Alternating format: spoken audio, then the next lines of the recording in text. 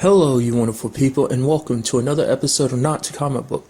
This being a show where I talk about TV shows that are adaptations of comic books. For today's episode, I'm going to talk about the latest episode of Wynonna Earp, as well as the latest episode of Outcast. So this episode of Wynonna Earp picks up where the other one left off. Basically, they've got DNA tests, and it proves that this lady girl, Eve, from last episode, what's her name? She is without a doubt Willa. I mean, at least, science don't lie, apparently, but apparently she is Willa, but she doesn't remember anything. But after doing a little shooting with Wynonna, she kind of has a flashback, and it kind of she remembers shooting with their dad, like their dad taking them out to go her to prepare, to become the heir, and it kind of flooded her, and that kind of made her remember everything. It was made her remember Wynonna, so she still doesn't remember where she's been this entire time. And this kind of like the whole thing with Willa is a little kind of like, I don't know where she stands, what everything's about. What I mean is, for one, Willa kind of blames them. Like, she is very angry. She kind of brings it up multiple times to the episode. She's like, I'm just angry about everything. For one, like, she's a little upset at Waverly when Waverly kind of tells her about the funeral and just talking about how distraught she was about everything, like how the adults let her eat as many marshmallows as she wanted to at Willa's funeral, and just she just spent the entire day throwing up or something like that. And then Willa made an offhanded comment like, "Oh, it must have been so bad for you." It's like whether she directly says it or not, she does blame them, because it's like, you didn't look for me. It's like they did for 6 months, but then they found her gown covered in blood. It's like in their mind, there was no point to keep looking at me. And it's because Wynonna feels guilty about it too, because it's just kind of like, we gave up on her, but it's like, you didn't know she was alive. You just in a situation like that, you can only assume the worst. Never in your mind would you have guessed that, she was still alive all the time. I mean, the truth be told is, you don't know where she was. And that kind of comes up, I don't know about Willa, whether or not she can really be trusted or not. Like I said, it's just, I don't know, something about her kind of rubs me the wrong way. I guess it's somewhat the same with Waverly. It's just that Waverly didn't know her like Wynonna did. I don't really know how old any of them really are or were back then. Well, I think around that time, Waverly talked about the fact of her being 6, but still, nevertheless, in the beginning, it was Wynonna and Willa. No matter how old they are, I'm pretty sure they're closer in age than Wynonna is to maybe Waverly. Maybe, I don't know. But it would seem like, they grew up together, and they were kind of always a team. And it does seem like Waverly is kind of kept out of the loop, because she never really knew Willa that well. She remembers her a little bit, because she was at a young age where it's like, you kind of tend. Wynonna's old enough to remember her because she spent a lot of time with her growing up, obviously, but Waverly wasn't as fortunate. Like I said, she was only 6, so a lot of that stuff probably didn't stick, especially after all these years. Slowly but surely, a lot of that stuff fades away after time. Because remember, there was even a point they were scared. They were like, I'm not even sure if I remember what Willa's face looked like. So something did come up, though, because Wynonna is so concerned about it, because Willa she was supposed to be the heir. It's like this whole responsibility of, being the heir, Wynonna never wanted it. It was never meant for her. It was only passed to her because Willa was, quote unquote, dead. And it kind of came up at one point that Dawes was kind of like, oh, is she a good shot? And Wynonna was like, better than me? She's like, yeah. And, and he kind of jokes around for a little bit, going like, oh, you're worried about you're going to be replaced. It's like, no, you're the Earp I need. And in part of my mind, when he had looked at her when Wynonna said that she was a good shot, it made me think, is he going to think about replacing her? But then after he was joking around with her, I was like, nah, he's not going to, because he likes Wynonna too much. He's going to want to keep her around just because he trusts her. Because even Wynonna's like, I'm the only one that can kind of deal with your BS, essentially, your personality and all that. And very interestingly enough,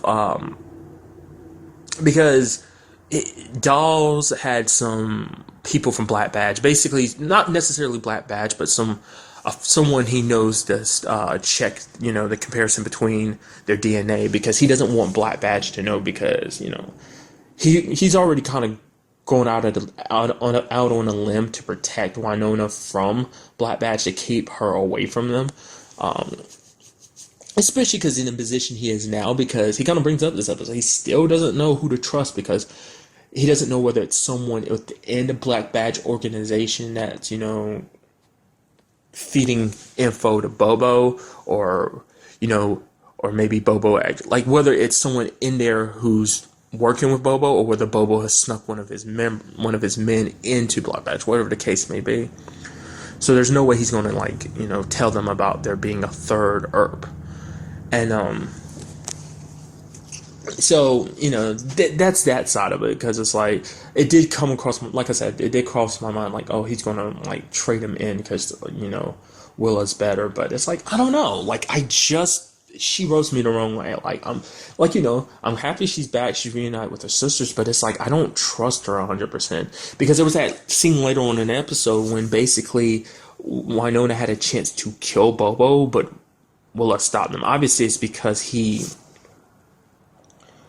just saved her life, because she went chasing after that dude, which was very stupid. Like, that in itself is another thing. Like, she was so adamant about going after him. It's like, he attacked us at our home. We have to go, Wynonna, even though her little sister Waverly is here with a bullet wound, which is like, one of those things. It's kind of like she's fixated. I get, like, on one level it kind of makes sense, because it's like, okay, this is your home. It's gotten attacked a second time. First time led with you getting dragged away. This time it's like, yo, like, they're not going to get away this time. But still, nevertheless, your little sister is bleeding out. Obviously, both, like, Dolls kind of was like, oh, it's a scratch. She's like, a scratch. So but. Which, really quickly, that whole scene was pretty badass. Like, that whole, like, shootout at the, on the home front. Like, how, Doll's obviously, handling his own for a little while, Willa and Wynonna come out, guns blazing, taking those dudes down. I guess it's just like our first time ever really seeing humans be taken down, because it's like you've seen the blood like splatter from when like they get shot. That was kind of like, wow. I was like, oh, this show's kind of a little bloody, isn't it? I was like, oh yeah, because this is the first time we've ever seen like them take down humans. Most times it's taking down revenants. So, but like I said, she protected Bobo. She's like, he saved me. It's like eventually she later on brings it up in episodes like, tell me everything you know about Bobo Del Rey. And it's like, why are you so damn interested in him? Is there like some secret connection we have? Because it came up in the episode that apparently, it was something that the Revenant Jack had brought up in the past. Had brought up in his episode. The fact is that Wynonna's dad was he was very different from past heirs. He was a very smart guy. And so basically, Willa pointed out, she was a little drunk, because apparently, Earps love to drink, apparently. It's kind of I guess it's just kind of a bloodline thing. But apparently, she pointed out the fact is, Dad told me to stay calm no matter what happens. So she's basically saying, Dad knew the attack was coming. So that was kind of all we got of it. But, Jack kind of already confirmed it. It's like, yo, your dad was smarter. Basically alluding to the fact is that he made a deal. And I'm starting to think that too. What if their dad actually made a deal with the Revenants? Like, what him and Willa being taken away was on purpose. That what Wynonna did kind of screwed up the whole deal or something. So what if there's actually a connection between Bobo? Actually is a connection between Bobo and Willa. Because when he found out there was a third Earp coming, like, being around, he crushed the phone where he saw the video. Which, that's another thing, because she's very rash. Obviously, like, Wynonna was in the beginning, but, because let's not forget what happens to places where humans find out about demons existing. Those places get wiped off the map. So, but, I don't know, like, I feel like, because I was wondering, I was like, is she really Willa, or is she someone that's pretending to be her, or, what if the real Willa is dead and this is just some revenant in disguise that actually truly believes herself to be, well, I don't know, maybe she really is, but something's been tampered inside of her. I don't know, like, I legitimately just don't trust her, like, and kind of going back to it, like I said, it doesn't seem like she cares that much about Waverly, because, like, she constantly because it seems like she's almost, like kind of dividing Wynonna from Waverly, because she's like, oh yeah, it was just the two of us back then, but we're not. Don't worry, Wynonna, you're not alone. Kind of, we're back together. Things are going to be the way they were before, but also be different. Like I said, we went back to it like Waverly is kind of feeling a little left out. So it's like I don't know Willa that well. And I guess like on some, because Dolls kind of knows on some level she's feeling like she might be losing Wynonna to Willa. It's like he's like basically saying it's okay not to like her. It's like, no, I don't have a problem with her. It's just like I don't know her, but I don't know, man. That could be a thing. She could be intentionally trying to divide Wynonna and Waverly. I mean, it's gonna be interesting to see where we go from here. Like, she does seem a little bit of a loose cannon. It's interesting because she was very like, kind of quiet and meek, very like when she didn't have her memories, but the moment she got them back, she kind of turned into like basically turned into a wildfire. And I'm curious, like, I don't know, is that a lot of her original personality, or is that something else entirely? I mean, because we know next to nothing about her as a little, when she was a little girl, except for the little bits we've seen in flashbacks. It even came up in conversation early in the episode. The fact is that Wynonna kind of jokes about this whole situation, because before she got her memory back, she's like, oh, are there? Because Wynonna kind of explained the whole situation to her before her memories came back, and she was like, so are there's revenants, there's demons, but are there any angels? And Wynonna kind of made a joke about it. She's like, do you have to be like that? She's like, you kind of have to joke in this life with the way things are.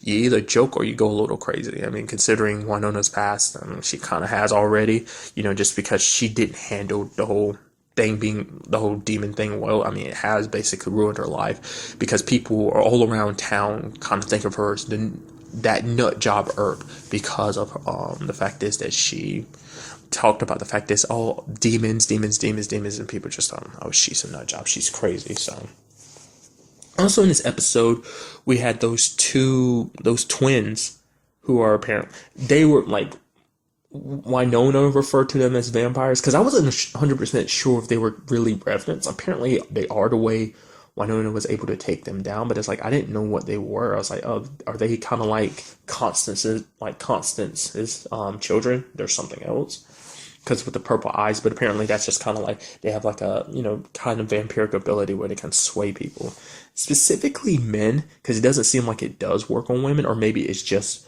because Wynonna's special that it didn't work on her.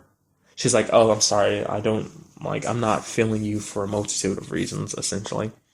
But it did work on Doc, and not Doc, Dolls. I always keep doing that. And they did notice whatever it is about him. It's like, oh, he's very strong. There's something different inside of him, something that he's trying to keep hidden, that he keeps buried down. You should let it out.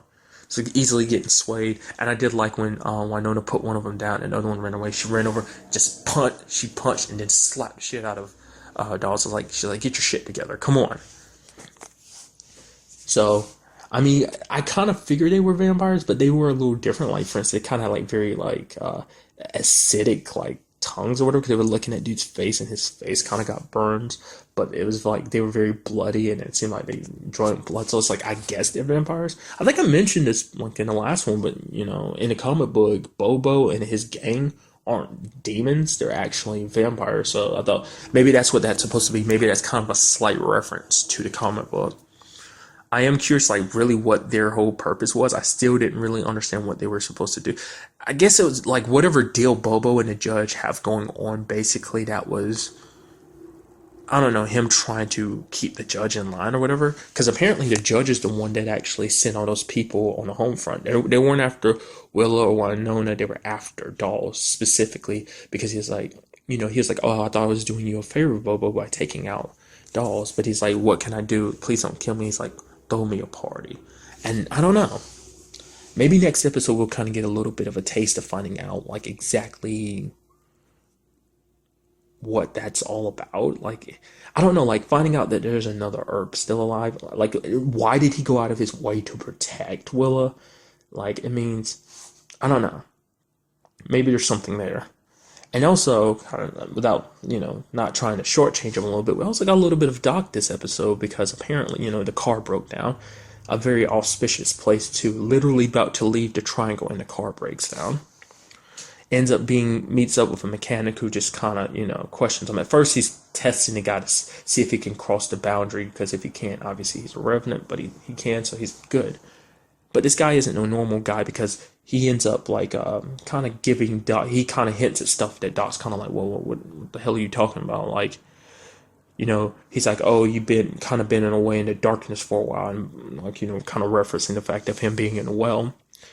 He even has the badge that Wyatt had given Doc, but Doc burned it like earlier on in the season, and he's talking to the guys like, who or what the hell are you? It's like, I don't know, like, it definitely doesn't seem human if he knows who Doc is and about Wyatt and everything. Essentially, he was basically, he said, you can call me, make things simple, just call me Juan Carlo. Essentially, he's there to basically he's telling Doc he has two choices. He can take the badge or he can take the belt for the car. Basically saying he can go back and help Wynonna, or he can continue to run. Because essentially he's saying this is your second chance. He didn't stand by Wyatt's side. Obviously, circumstances didn't allow it, but also because he ran away. Because instead of, like, staying by Wyatt's side and just even being in his sick state, he ended up choosing to kind of get immortality, and ended up losing his best friend in that. But he's like, essentially you have a second chance to make up for the past. You didn't stand with Wyatt. Now you have a chance to stand with Wynonna.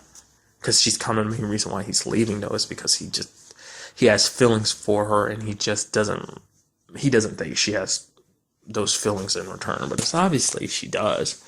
But like I said, very interesting little love triangle. It never comes up, but you can obviously tell maybe. I kind of feel like she's got a thing for dolls, too. It seems like dolls got a thing for her. Or maybe he legitimately cares about her, like in a Big Brother sense. I don't know. I feel like it's not really like that. But, so basically the winter solstice is coming in like 4 days. And then he said the door will open. So I don't know whether he's talking about the triangle. But something is coming in 4 days when the door opens. I don't know if that means that's going to be Bobo's chance to get out, or something even worse than Bobo is coming. I don't know. But basically, he's saying Wynonna will lose. Even if you kind of go there, she still might not win. But you have to go. Like, you have to choose. But her chances are better if you're there with her. So it's like, Wynonna won't be able to survive what's coming. I don't know whether, maybe we're kind of etching even more towards a supernatural aspect. And there's like, the doorway to the supernatural world is opening, and something's going to come through. I don't know.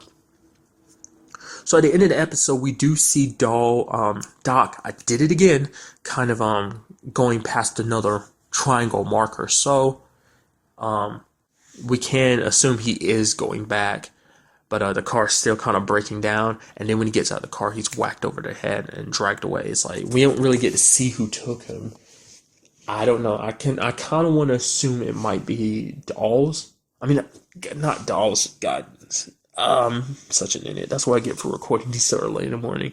I can only think it's got to be Bobo. I mean, maybe it's someone else, but I don't know. I'm very, so many questions. Willa, what this whole solstice thing is about, what this thing is that's coming, who the hell Juan Carlo really is, or what he is. Just so many questions, and I'm so, the series has it just keeps stacking mysteries on top. You don't get the full picture of everything, and I like that, and it adds a mystery element to it. So I'm quite curious to figure out what all this means, what's coming, and how all this is going to play out. And now moving on to this week's episode of Outcast. It was a very interesting episode because it deals heavily with Kyle kind of confronting the past, dealing heavily with his mom. We finally get to see the outcome, the full scope of that whole situation. And it kind of spurs up a lot of stuff for Kyle, because it's for the longest time he hated his mom. He even said it at one point when he was at her bedside. He was just basically I promised myself I would never lose any sleep over what ended up happening to you, what I kind of did to you. But now he feels bad because it's I know it wasn't your fault. You were being possessed. That wasn't you. That was something else inside you. Because we actually got a little peek at it, because it's something I never really even gave it much thought. What was his mom before she got possessed? It's we got a little peek at that. She was a very loving and fun, mom, and it was like a light switch that was just flipped, and she turned it into that person that would just abuse him, beat him down, and stuff like that. And he even, he feels so much guilt over wanting to, like, because what he did to her, because he's conflicted, because he's like, he sees what Joshua looks like. Joshua's fine, obviously he's probably gonna have to deal with some issues about having what happened to him, but overall he's fine, he's back being normal. But his mom is still catatonic. It's like, he's like, because the reverend kind of says, like, you saved your mom. He's like, did I save her? Like, Joshua's fine, and my mom's nowhere near, like, his condition.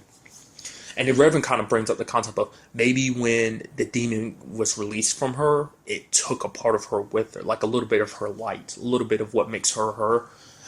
Maybe it took it with her, and that's why she's in the state she's in. But essentially, he like starts nitpicking on basically like, oh, the people at that, whatever, that hospital or that care facility is not taking care of his mom like they should be, leaking from the roof, and her bed's not. He just wanted an excuse so he could take her home because he wanted to. He wanted so badly to make it up to her. He wanted, in some shape or form, to be able to take care of her, to make up for what he did to her. And the Reverend finds out and tries to stop him. He's like, what are you doing? You won't be able to take care of your mom. Like, what, oh, you got these groceries. Obviously, like, Megan got them for him. But it's like, what if you need to leave the house and you needed to get groceries or whatever? She can't be left alone. You by yourself can't possibly take care of her. So, essentially, they set it up, and he tries to basically heal her again. Like, tries to, like, do what he did with Jacob and use his blood, because obviously his blood is the key, and he poured it in her mouth. Nothing happened. It's just like, he's so heartbroken about it because he can't save his mom. Basically, the Reverend's like, you're on this path. There's a lot of people you can help, but it's like, you're going to have to let go of, like, your mom. Like, you have to let go of the fact is that you couldn't save her. Like, because that, you're never going to be able to move forward in your life. You're always going to be moving backwards because of this. And then, very sad thing, because we also find out, because that guy we've seen, he's there at the beginning of, when the Reverend is basically speaking to everyone. I do love how the Reverend is very blunt about it. He's like, yo, some crap's going down in town. Lil Jacob here was possessed by a damn demon. Better, like, get as many people to bring their asses to damn church. We need to come together, because there's some crap out there. Evil is out there, and we need to be joined together and be prepared to fight it. You can see some people probably just like kind of like knocking away. I think, was it Kyle's brother-in-law? I think his name is Mark. He's the deputy. Like, he's still super butthurt about the whole, like, Kyle not being arrested. And because the sheriff, like, kind of brings it up earlier, he's like, now, Reverend, I don't know what you're doing with Kyle. That boy's had a messed up life. The way people are looking at him being back in town, it's like, I hope you know what you're doing, essentially. And it seems like the sheriff, we don't really know what his experience is. I doubt it's just because he's friends with the Reverend. He knows that there's the more supernatural exists. Like, he believes in it. And Mark is kind of like, yo, what do you mean? Like, you don't tell me you believe in all that hoo-ha. Like, it's like, basically, the entire time he's kind of teaching Mark, like, you got to learn how to read the map, essentially, because he was like, they were looking for a specific place, because basically a guy came into obviously he came in.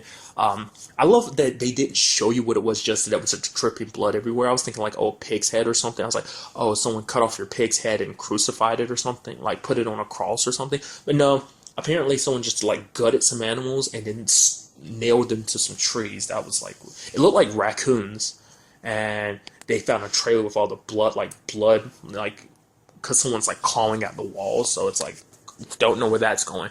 But essentially he was telling him, it's like, oh, use GPS. He's like, you got to learn how to read the maps and be able to, basically saying like, to be in my position, you got to learn how to read the situation and see that there's much more behind this. It's like, he's like, you've got such a you got such you're so uptight about your brother's situation because you think you know everything about it. It's like, you don't. Learn to read the situation. And it's like, you're so adamant, because he's so adamant. The reason why he hates Kyle so much is because he has a little girl of his own, and he hears, believes he knows what went down with Kyle and his daughter.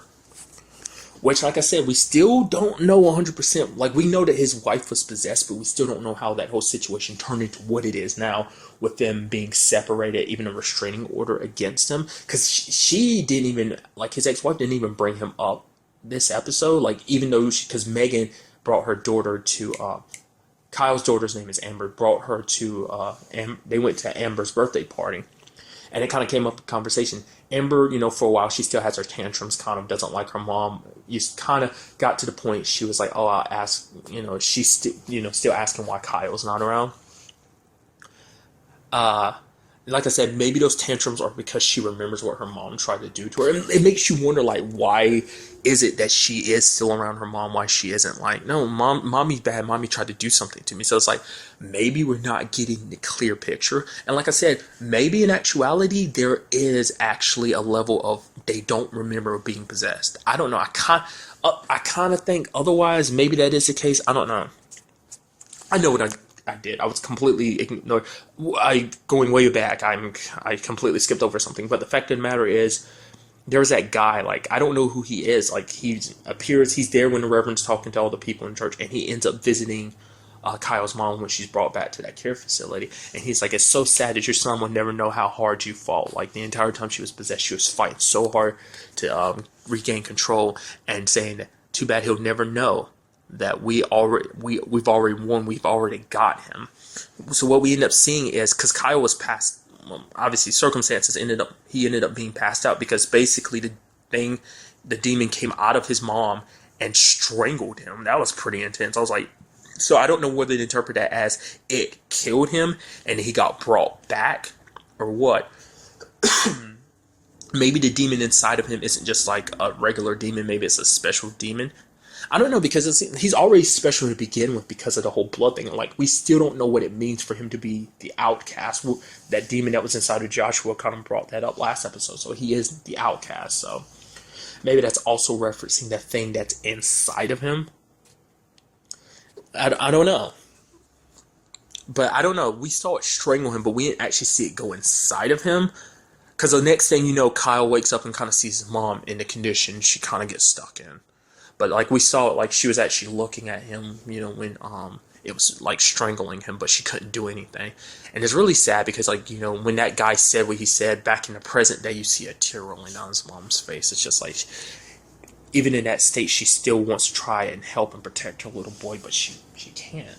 She can't say anything to him. She can't warn him. And it's just a very interesting episode. Just like I said, we finally got that covered. But like I said, we still don't know everything there is about Kyle's past. Like, his upbringing with Megan's family, because it's something I didn't bring up last episode. I didn't remember to bring it up until, like, it came to my mind after I'd stopped recording. But the fact is, Megan brought up in the first episode, the reason why, like, she's so indebted to Kyle, the reason why she fights so hard for him, is because Kyle did something for her in the past. He helped her. He kind of saved her. We don't know what that circumstances is. Hopefully, we'll learn about that soon. That's why I'm saying, like, learn about their upbringing, because I feel like maybe it's connected to that. It's one of the reasons why Mark is like, I understand why you fight so hard for him. It's because he helped you out of a bad situation, but still. And it was also sweet that Kai was able to get his little girl a present. It was like a book. Originally, Megan had left it in the car. I was like, oh, you're not going to give it to her, are you? Because she was super reluctant about doing it. But Kai was like, I know it's he wanted like a small gesture to show, just to be like, okay, it's like it's steps forward, because Megan realized, she's like, okay, you're doing good. You actually look better. You're not just kind of staying locked up in the house all day. Granted, at the time he had stashed his mom in there, so obviously he wasn't going to be locked up in there, because obviously she was going to come in. That turned into a whole thing. But I'm very, like, I like the fact is that his little girl got the book, and it's like, yeah, don't. She was like, Amber loved the book, and he was just so happy about it. We see his ex-wife pick up the book and look at it, so it makes you kind of think like, oh, she knows it's from him. Now, like I said, I don't know, like, whether we get the full scale of that situation, like, because it did seem like she wanted to talk to him last episode when he randomly called. She's like, Kyle? Like, she wasn't, Kyle, I know it's you. Don't call us again, blah, blah, blah, blah, and hung up. Like, it seemed like she genuinely wanted to talk to him. He couldn't find the words to say. Because at that time, he didn't believe in the whole demon thing. I think at that time he thought it's like, oh, I'm, like, literally losing my mind, and I read too much into that situation. I don't know. Like I said, I'm very curious to find out about that situation. We finally got the whole situation with his mom settled, which, partly settled. We found out what went down in the past. That was crazy. Like, when he found that tooth underneath the door, I was like, is that your tooth? I was like, it's most likely your mom's. It turns out to be his mom's. I was just kind of like, that whole situation just, like that whole fight kind of breaking out between them, and just like that final shot you see of him, like his mom being carried away by the ambulance, and you see him out there, and you get a full view of his bruised face. It's just like, wow.